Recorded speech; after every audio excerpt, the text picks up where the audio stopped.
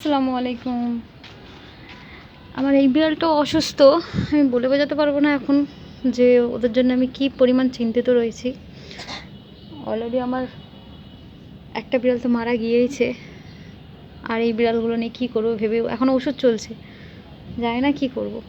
বাইরের বিড়ালগুলো কত সুন্দর সার্ভাইভ করতে পারে, তাই না? কারণ ওরা সম্পূর্ণভাবে আল্লাহর উপর নির্ভরশীল। তো খুব শখ করে এই বিড়ালগুলো পুষেছি, রেখেছি। আমি এমনিই বিড়াল সেল দিই, কিন্তু এদেরকে সেল দিইনি, নিজের কাছে রাখবো বলে।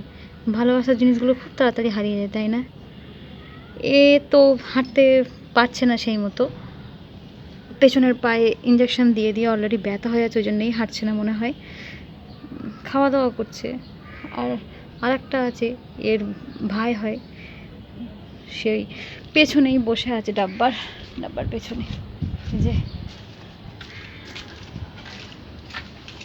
ও হাঁটাচলা করলেও ও অসুস্থ, ও খাওয়া দাওয়া বন্ধ করে বসে আছে। দুজন দুদিকে, আর একজন তো মারাই গিয়েছে। চলুন বাই।